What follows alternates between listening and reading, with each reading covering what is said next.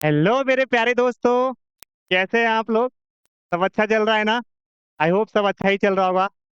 तो मैं आपका दोस्त अमन आज आपके लिए ये लेके आया हूँ इलेक्ट्रोकेमिस्ट्री का चैप्टर। तो हमने इलेक्ट्रोकेमिस्ट्री में अब तक जितने लेक्चर्स देखा है उनमें हमने ये देखा है कि कैसे आप एक गैल्वेनिक सेल को या डेनियल सेल को सेल पोटेंशियल को आप निकालते हो। ठीक है, हमने पिछले लेक्चर में देखा था कि हमारे पास कोई गैल्वेनिक सेल है या हमारे पास कोई डेनियल सेल। ठीक है, तो हम कैसे सेल पोटेंशियल की वैल्यूज को कैलकुलेट करते हैं, हमने इसके एक रिएक्शंस भी देखे थे। आज के लेक्चर में हम नॉन इक्वेशन के बारे में पढ़ने वाले हैं कि आखिर नॉन इक्वेशन क्या होता है। बट नॉन इक्वेशन जानने से पहले हमें ये जानना जरूरी है कि नॉन इक्वेशन में हम किस तरीके से सेल पोटेंशियल की वैल्यू को अप्लाई करेंगे। एक बार मैं आपको वो क्वेश्चन दोबारा रिविजिट करता हूँ दोस्तों, ताकि आपको रिवाइज हो जाए अच्छे तरीके से। तो चलिए स्टार्ट करते हैं। हमारे पास ये क्वेश्चन है, बहुत अच्छा क्वेश्चन है कि can a nickel spoon be use to stir a solution of silver nitrate. Can a nickel spoon be use to stir a solution of silver nitrate. तो मेरे पास निकेल का एक स्पून है और मेरे पास एक सिल्वर नाइट्रेट का सॉल्यूशन है। तो क्या निकेल के स्पून को सिल्वर नाइट्रेट के सॉल्यूशन में स्टीयर आप कर सकते हो? ये मेरा क्वेश्चन है। इसके अंदर आपको क्या करना पड़ेगा? सबसे पहले सेल पोटेंशियल की वैल्यूज को निकालनी पड़ेगी, है ना, इस रिएक्शन की। उसके बाद आप क्या करोगे? यदि वैल्यू पॉजिटिव आती है दैट मीन्स रिएक्शन हो सकता है, तब हम स्टोर नहीं कर सकते बिकॉज रिएक्ट कर लेगा एक दूसरे के साथ। बट यदि वैल्यू निगेटिव आती है तो मतलब रिएक्ट नहीं हो रही, रिएक्शन पॉसिबल नहीं है, तो हम स्टोर कर सकते हैं। देखते हैं इसको। हमने पिछले लेक्चर में पढ़ा हुआ है कैसे करना है, हम एक बार रिवाइज कर देते हैं। तो मेरे पास क्या है, यहाँ पर निकेल था और निकेल में मैंने क्या करा, मेरे पास निकेल है और निकेल में मैंने क्या करा है,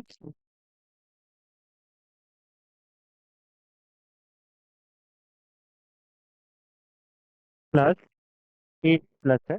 और हमने क्या किया यहाँ पर, मेरे पास रिएक्शन के अंदर N I twice plus plus twice of AG है, इसको बैलेंस कर दिया हमने। तो हमने सबसे पहले क्या करना है, पिछले लेक्चर में आपको याद होगा तो सबसे पहले सेल रिप्रेजेंट करना होता है। तो यहाँ पर सेल रिप्रेजेंट करेंगे। और सेल रिप्रेजेंट हम कैसे करेंगे दोस्तों? बहुत आसान तरीका है। ई नॉट, सबसे पहले आप मेरे को एक बात बताओ, यहाँ पर जो रिएक्शंस हो रही है इस रिएक्शन के अंदर पहले निकेल क्या कर रहा है? इलेक्ट्रॉन लूज कर रहा है, और वही इलेक्ट्रॉन सिल्वर जो है वो गेन कर रहा है। तो यहाँ पर हम क्या लिखेंगे? निकेल मेरा इलेक्ट्रॉन लूज करके Na2+ प्लस में कन्वर्ट होगा, और सॉल्ट ब्रिज से सेपरेट करो, और Ag प्लस इलेक्ट्रॉन गेन करके Ag में कन्वर्ट होगा। तो रिएक्शन थी, कल हमने इसको ही पढ़ा था। तो सबसे पहला स्टेप क्या है? सेल को रिप्रेजेंट करो। उसके बाद तो कुछ करना ही नहीं है, उसके बाद कुछ नहीं करना, बिकॉज बहुत आसान है। E not cell is equal to E naught R H S minus E naught L H S. कितना आसान है देखो, R H S minus L H S. अब एक बात बताओ, आर एच एस यहाँ पर क्या है? यहाँ पर इस भाई साहब को हम आर एच एस बोलेंगे और इस भाई साहब को हम एल एच एस बोलेंगे। अरे भाई साहब, जो राइट हैंड साइड पे है that is R H S, जो लेफ्ट हैंड साइड पे है that is L H S. तो यहाँ पर हम क्या देखेंगे? R H S minus L H S, that ही मीन्स कि E naught R H S पे क्या है? सिल्वर है, A G plus two A G minus E naught N I twice plus two N I. तो यहाँ पर क्या हो गई चीजें? तो एक बात बताओ मेरे को, यहाँ पर ए G plus two A G minus N I twice plus two N आई। एक बात बताओ मुझे, यहाँ पर सिल्वर की वैल्यू कितनी दे रखी है? सिल्वर की 0.8 कितनी है? 0.8 माइनस, और निकेल की वैल्यू कितनी है? -0.25 -0.25। तो ये वैल्यू टोटल कितनी आ जाएगी? पॉजिटिव में आ जाएगी। देखो, क्योंकि माइनस माइनस प्लस, तो 0.8 प्लस 0.25, तो वैल्यू कितनी हो गई? एग्जैक्ट वैल्यू मैं लिखूं तो 5 1.05। और वैल्यू यदि पॉजिटिव आ रही है इसका मतलब क्या है? इसका मतलब है रिएक्शन पॉसिबल है।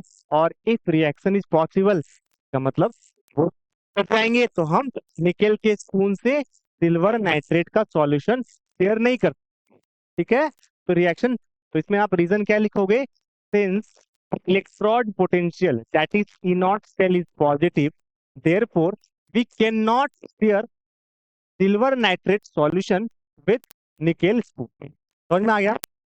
वैल्यू सिंस पॉजिटिव आ रही है इसलिए रिएक्शन अकर्ड और हम स्टोर नहीं कर सकते।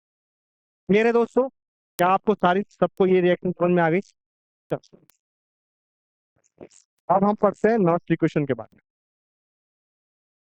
देखो, कोई भी रिएक्शन यदि हो रही है उसमें हमें यदि ये निकालना है, कोई भी डेनियल सेल की रिएक्शन है उसमें मुझे मुझे मुझे, मुझे सपोज करो सेल की पोटेंशियल निकालनी, ठीक है? तो सेल की पोटेंशियल निकालने का तरीका है जो कि नॉट इक्वेशन जो कि नॉट ने दिया था। उन्होंने ये कहा था E cell is equal to E not cell. यहाँ पर ई नॉट सेल क्या है? Standard EMF of the cell है ना, जैसे हमने ई नॉट सेल पिछले क्वेश्चन में निकाला था।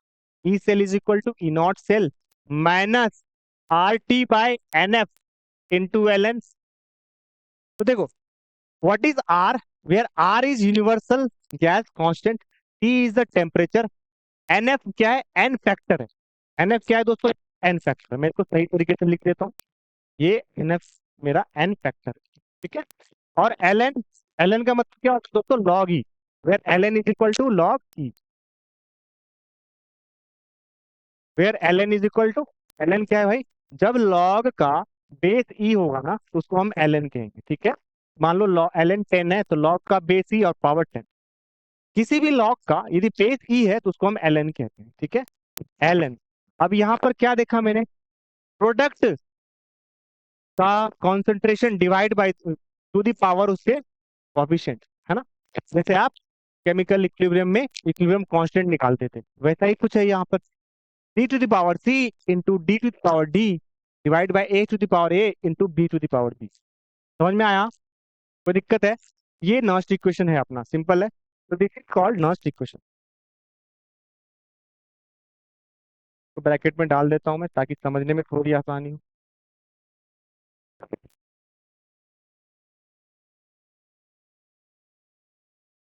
अब देखो, E cell equal to E not cell minus R T by N F L N.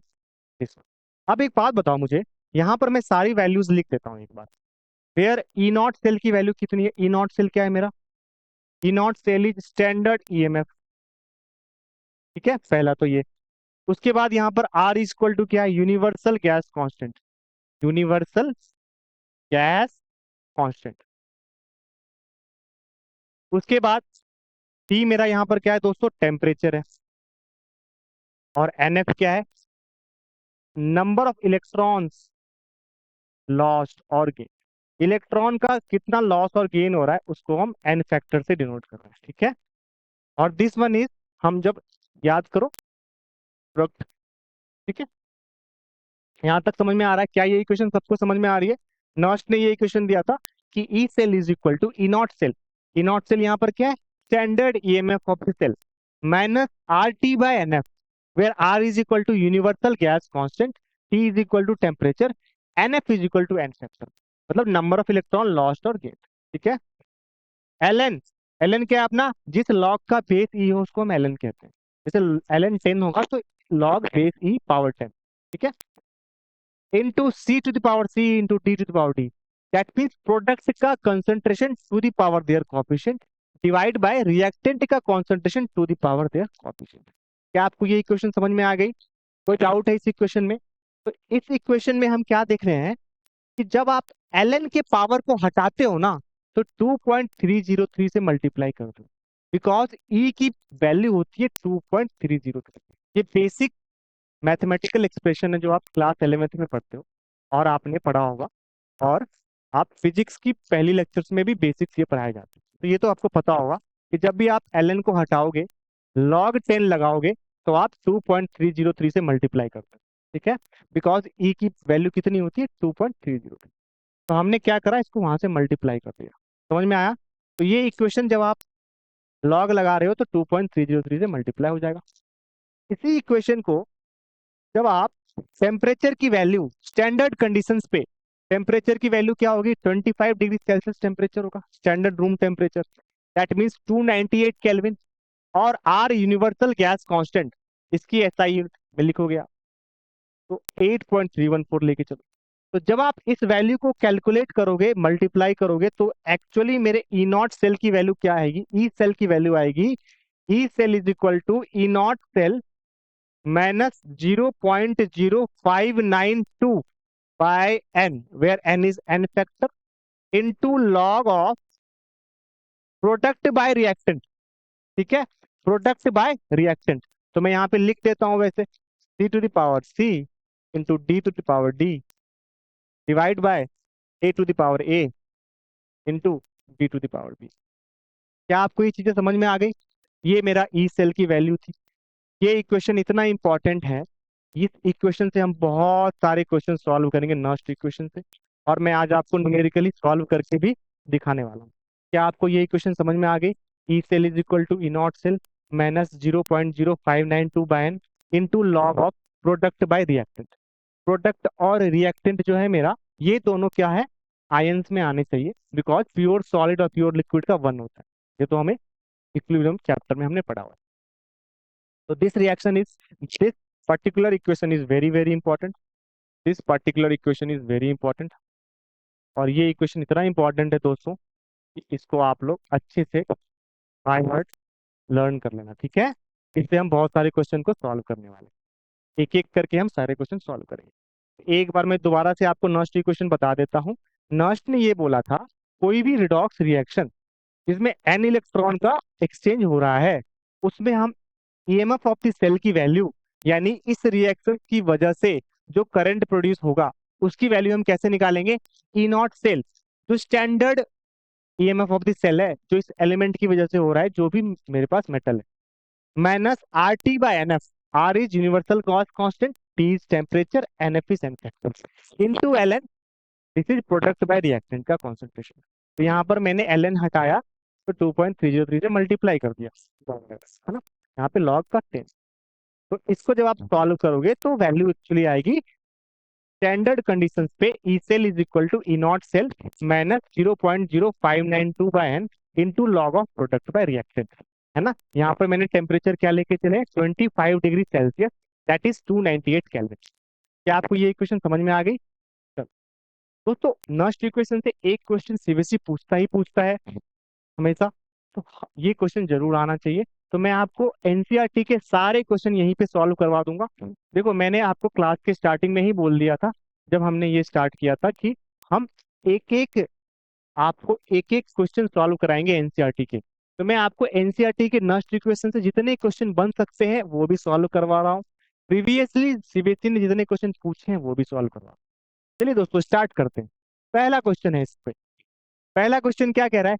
मेरे पास ये इक्वेशन दे रखी है, मैग्नीशियम और सिल्वर का रिएक्शन हो रहा है और मैग्नीशियम वाइट प्लस में कन्वर्ट हुआ, ठीक है? तो यहाँ पर हमने ये रिएक्शन देखी, और इस रिएक्शन के थ्रू हमें ये पता करना है कि ई नॉट सेल की वैल्यू हमें बतानी है, ई सेल की वैल्यू क्या हो।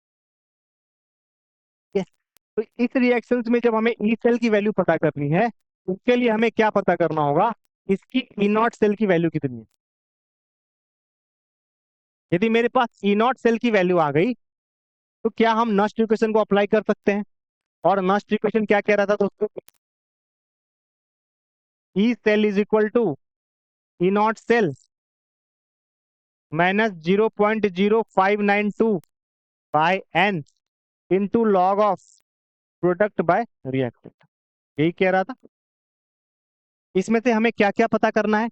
हमें ये वैल्यू पता करनी है, ई सेल की वैल्यू। क्या क्या वैल्यू हमारे पास गिवन है दोस्तों?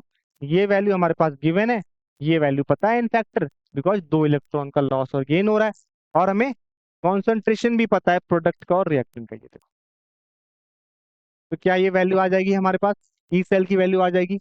बहुत आसान क्वेश्चन है, ठीक है? केवल न्यूमेरिकली आपको इसे ड्रॉ करना है। तो ये बहुत आसान क्वेश्चन है, एनसीईआरटी का एग्जाम्पल में दे रखा है, इसको आप खुद सॉल्व करो, क्योंकि इतना आसान क्वेश्चन है कि इसको पेन उठाने की जरूरत नहीं पड़ेगी। इसी टॉपिक पे हम एक क्वेश्चन लेते हैं जो थोड़ा टफ है, उससे आपको आइडिया लग जाएगा कैसे क्वेश्चन पूछते हैं। देखो, nickel plus twice AG plus is equal to nickel twice plus plus twice of AG. What is the value of E cell? यहाँ पे हमें पूछा गया ई सेल की वैल्यू कितनी होगी। तो आप जब भी ई सेल आपसे पूछे ना, यानी कि कितनी जो है अपनी पोटेंशियल है, ईएमएफ ऑफ द सेल है, तो जब भी आपको ई सेल की वैल्यू पूछी जाएगी, आप सबसे पहले क्या करोगे? सबसे पहले हमें कुछ नहीं करना, नस्ट इक्वेशन लिखना है। हमें नस्ट इक्वेशन लिखना ही लिखना है, और हमें ये देखना है कि क्या क्या वैल्यू गिवन है। तो दोस्तों नस्ट इक्वेशन होती क्या है, अभी आपको सिखाया है। According to Nernst equation, E cell is equal to E not cell minus 0.0592 by N into log of product by reactant. क्या ये चीज आपको समझ में आ गई? अच्छा, ये दोनों किस में होने चाहिए? आयंस में होने चाहिए। किस में होने चाहिए? आयंस में, है ना? Because pure solid pure liquid का तो वन ही होता है ना। तो अब चलो इस क्वेश्चन को हम सॉल्व करते हैं। इस क्वेश्चन के अंदर ई नॉट सेल की वैल्यू कितनी है दोस्तों? 1.05 वोल्ट। तो हमने यहाँ पर क्या लिख दिया? This is equal to 1.05 minus 0.0592 by N. कितने इलेक्ट्रॉन का लॉस और गेन हो रहा है? देखो दोस्तों यहाँ पर, देखो निकेल निकेल कहाँ जा रहा है हमारे पास? निकेल ट्वाइस प्लस में, यानी कि 2 इलेक्ट्रॉन का क्या हो रहा है? लॉस हो रहा है। तो निकेल क्या जा रहा है? निकेल ट्वाइस प्लस में, यानी एन फैक्टर की वैल्यू कितनी होगी यहाँ पर? ट्वाइस होगी। तो यहाँ पर एन फैक्टर की वैल्यू कितनी होगी दोस्तों? ट्वाइस होगी। इनटू लॉग ऑफ प्रोडक्ट कितना है मेरा? प्रोडक्ट क्या है यहाँ पर मेरा? ये मेरा प्रोडक्ट है, निकेल ट्वाइस प्लस, और रिएक्टेंट क्या है मेरा? एजी प्लस। ठीक है, तो क्या लिखोगे आप?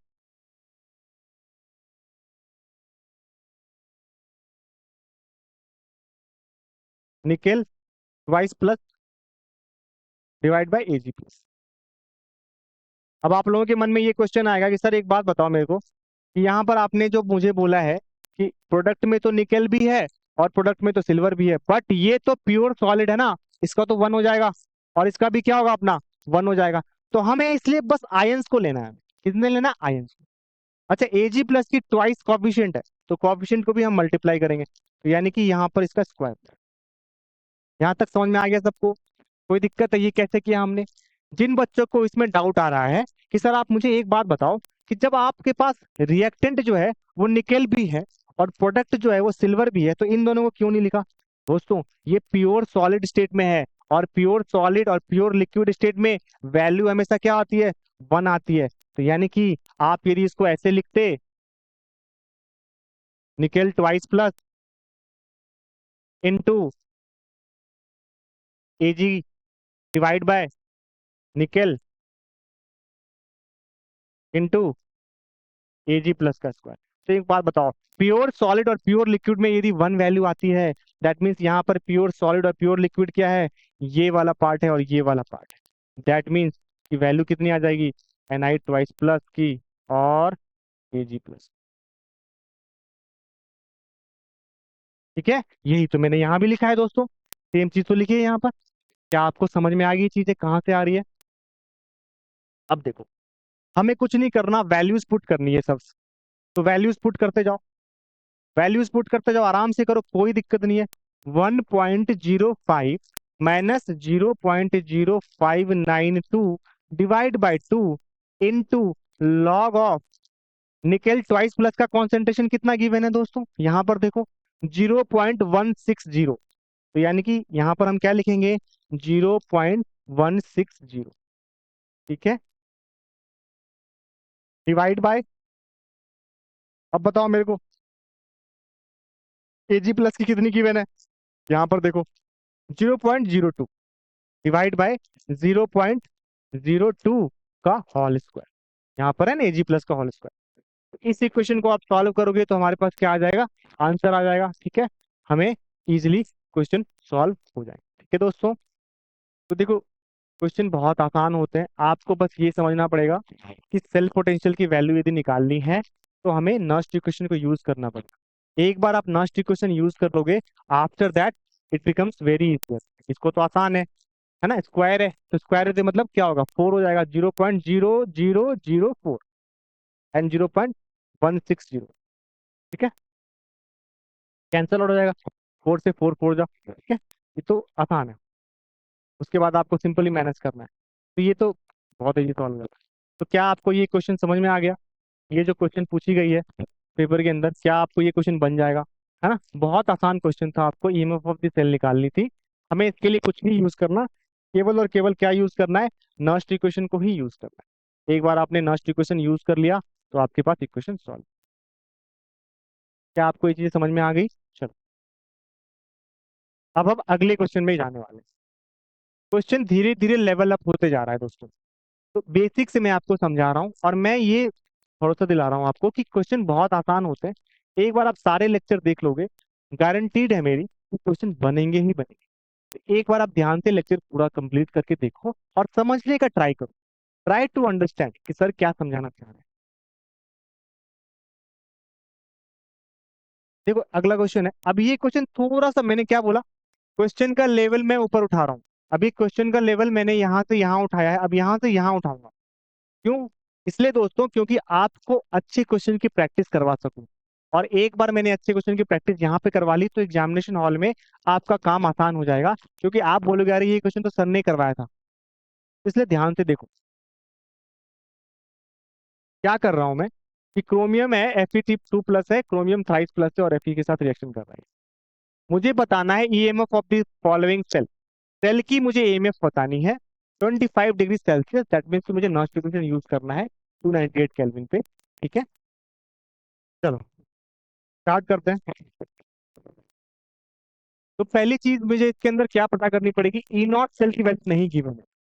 तो ये थोड़ा सा अच्छा क्वेश्चन इसलिए बन जाता है क्योंकि इस क्वेश्चन में पहले तो हमें ई नॉट सेल निकालना पड़ेगा। एक बार आपने ई नॉट सेल निकाल लिया, फिर ई सेल की वैल्यू निकाल सकते हैं। चलो ई नॉट सेल निकालते हैं पहले, तो इसके सॉल्यूशन को सॉल्व करते हैं। सबसे पहली चीज कि मुझे यदि ई नॉट सेल निकालना है, तो ई नॉट सेल निकालने के लिए मुझे पहले सेल को रिप्रेजेंट करना पड़ेगा, है ना। यहाँ पर जो ये रिएक्शन हो रही है इसमें सेल कैसे आएगा?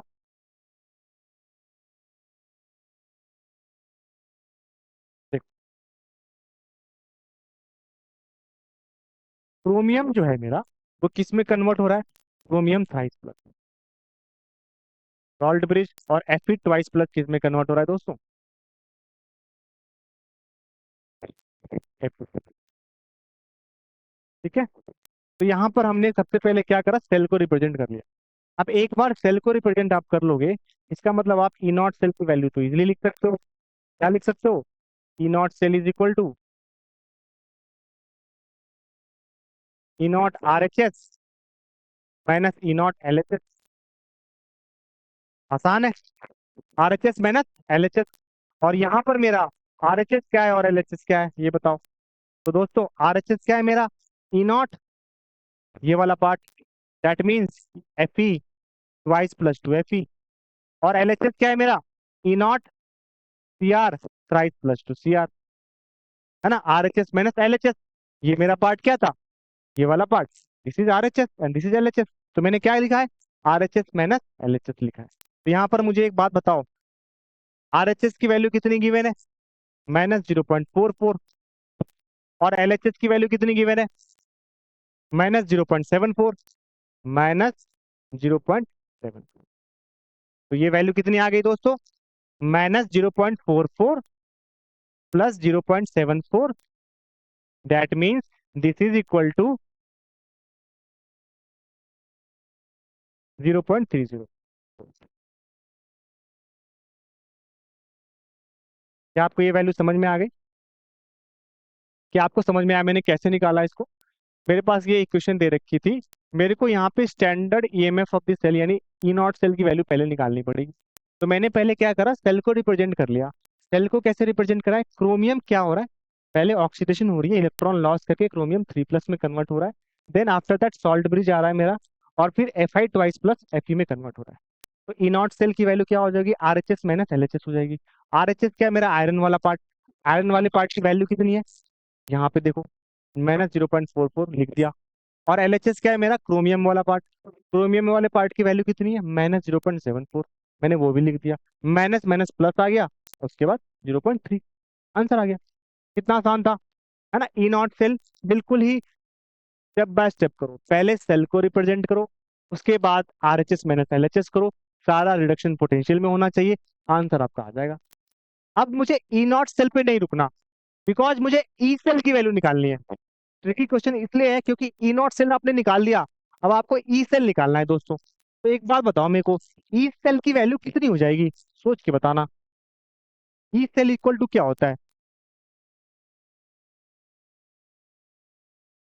ई not cell minus 0.0592 divide by N factor into log of product by reactant, है ना, यही तो होता है। ठीक है, यही हमने पढ़ा है अब तक। तो एक बात बताओ मेरे को, ई नॉट सेल की वैल्यू कितनी निकाली है हमने? 0.3 माइनस 0.0592। मामला कहाँ फंस गया सर? एन फैक्टर कितना है? तो आपको कुछ नहीं करना, आपको एक एटम पकड़ना है और फिर देखना है कि कितने इलेक्ट्रॉन का लॉस और गेन हो रहा है। तो एक बात बताओ मेरे को, यहाँ पर यदि आप क्रोमियम पकड़ते हो तो twice chromium, twice of chromium 3+ के लिए कितने इलेक्ट्रॉन गेन और लॉस कर रहा है? 6 इलेक्ट्रॉन। एक के लिए 3 कर रहा है, 2 के लिए 6 करेगा। तो कितने इलेक्ट्रॉन एक्सचेंज हो रहे हैं यहाँ पे दोस्तों? 6 इलेक्ट्रॉन। तो कितने इलेक्ट्रॉन एक्सचेंज होते हैं ना, उन्हीं को हम एन फैक्टर बोलते हैं। किसी भी एक एलिमेंट को पकड़ो लेफ्ट साइड में और उसी एलिमेंट को पकड़ो राइट साइड में, और देखो कितने इलेक्ट्रॉन एक्सचेंज कर रहा है आपस में। यहाँ मैंने क्रोमियम को पकड़ लिया और उसी को मैंने क्रोमियम को राइट साइड में भी पकड़ लिया, और मैंने ये देखा कि ये दोनों आपस में कितने इलेक्ट्रॉन एक्सचेंज कर रहे हैं। तो 6 इलेक्ट्रॉन एक्सचेंज कर रहे हैं, बिकॉज एक के लिए +3, 2 के लिए +6। तो एन फैक्टर की वैल्यू यहाँ पे 6 आ गई। तो यहाँ पर हमने एन फैक्टर क्या लिख दिया? 6 लिख दिया। Into log of product by reactant. तो यहाँ पर प्रोडक्ट क्या है मेरा? Chromium thrice plus. और रिएक्टेंट क्या है?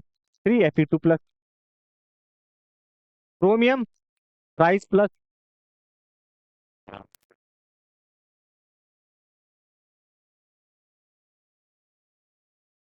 और Fe2+। ठीक है, देखो यहाँ क्या था? क्रोमियम थ्राइस प्लस और Fe2। एक बात बताओ मेरे को, आप बोलोगे कि सर यहाँ पे केवल आयंस को लेना है, याद रखना आयंस वाले को ही लोगे ना, तो हमने केवल आयंस वाले को ही लिखा है। ठीक है दोस्तों, अब देखो, अब हम इसको सॉल्व करते हैं। सॉल्व करते हैं इसको, which is equal to 0.3 minus 0.0592 divide by 6 into log of. अब बताओ मेरे को, क्रोमियम थ्राइस प्लस का कॉन्सेंट्रेशन कितना गिवन है? देखो यहाँ पर ये रहा 0.01। तो यानी कि ये वैल्यू कितनी है? 0.01। इसका क्या करना है मेरे को? स्क्वायर करना है। डिवाइड बाय आयरन की वैल्यू कितनी गिवन है? 0.1। तो 0.1 को मेरे को क्या करना है? क्यूब करना है। ठीक है दोस्तों, ये वैल्यू कितनी आ जाएगी? 0.3 minus 0.0592 divide by 6 into log of, ऊपर वाले का स्क्वायर है, ऊपर वाले को स्क्वायर करो तो वैल्यू आ गई 0.0001। ठीक है, नीचे वाले को क्यूब करो तो 0.0000। ठीक है, अब क्यूब है 3 बारी, 0.1 इंटू 0.1 इंटू 0.1, दैट मीन 0.001 आ जाएगी वैल्यू। ठीक है दोस्तों, तो अब इसको जब आप सॉल्व करोगे तो वैल्यू कितनी आएगी? 0.3 minus 0.0592 divide by 6 into log of, ये वैल्यू जब आप काट कुट के देखोगे तो वैल्यू आ जाएगी आपकी, क्योंकि ये आपका 40, ये आपका 30 है, तो 40 नीचे आ गया, 30 ऊपर आ गया, मतलब ये 0.1 हो गया मेरा। ठीक है ना, 0.1। यहाँ तक ठीक है, समझ में आ रहा है सबको? मैं इसको सॉल्व पूरा इसलिए कर रहा हूँ दोस्तों, क्योंकि आपको ऐसा ना हो कि क्वेश्चन पेपर के अंदर जो न्यूमेरिकली आए तो आप उसको आसानी से सीख सको। तो यहाँ पर मैंने क्या लिखा है? सेम इक्वेशन है। यहाँ पे 0.1 कहाँ से आया? जब आप इसको क्या करोगे, कैंसल आउट करोगे तो नीचे 0.1 आ जाएगा। ठीक है, बिकॉज ये 4 0 नीचे आ जाएंगे, 3 0 ऊपर आ जाएंगे, तो 1 0 नीचे बच जाएगा, तो 0.1 आ गया। मैं पूरा सॉल्व करूंगा इस क्वेश्चन को, आपके सामने सॉल्व कर रहा हूँ दोस्तों, ताकि क्लैरिटी मिले। अब क्या करेंगे हम, इसमें ध्यान से देखो क्या है मेरे पास? 0.3 minus 0.0592 divide by 6 into log of 0.1। अब एक बात बताओ, लॉग ऑफ 0.1 का मतलब क्या है? 10⁻⁻1। ठीक है, तो लॉग की प्रॉपर्टी होती है लॉग की प्रॉपर्टी होती है कि लॉग 10 जो होता है ना, बेस 10 एंड पावर 10, इसकी वैल्यू होती है 1। ये हमेशा याद रखना। एक प्रॉपर्टी ये हो गई। एक और प्रॉपर्टी होती है कि log A to the power B है ना, इसको आप लिख सकते हो बी लॉग ए, है ना, ये लिख सकते हो आप। तो यहाँ पर मैं लॉग 10 इज टू पावर -1 है, तो क्या -1 को मैं इधर मल्टीप्लाई कर सकता हूँ? बिल्कुल कर सकता हूँ। तो इसका मतलब ये क्या हो जाएगा, 0.3 minus 0.0592 divide by 6 minus log 10। और log 10 की वैल्यू कितनी होती है? 1। तो क्या हो गया, 0.3 प्लस 0.0592 डिवाइड बाई 6। समझ में आया? बिकॉज ये वैल्यू तो 1 ही आ गई। अब आप कर लो कैलकुलेट। 0.3 प्लस ये वैल्यू कितनी हो गई?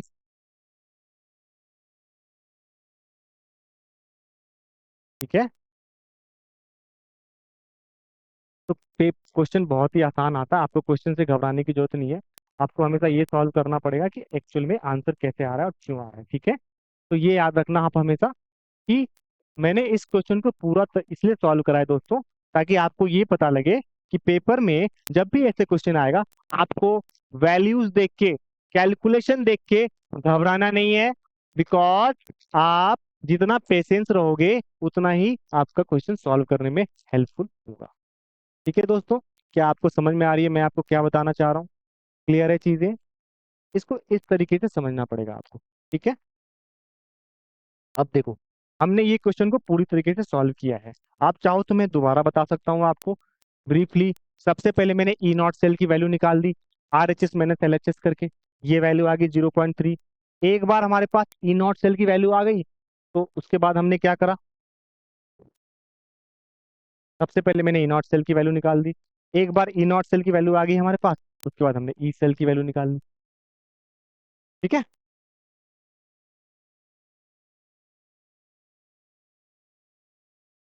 क्या आपको समझ में आई ये चीजें?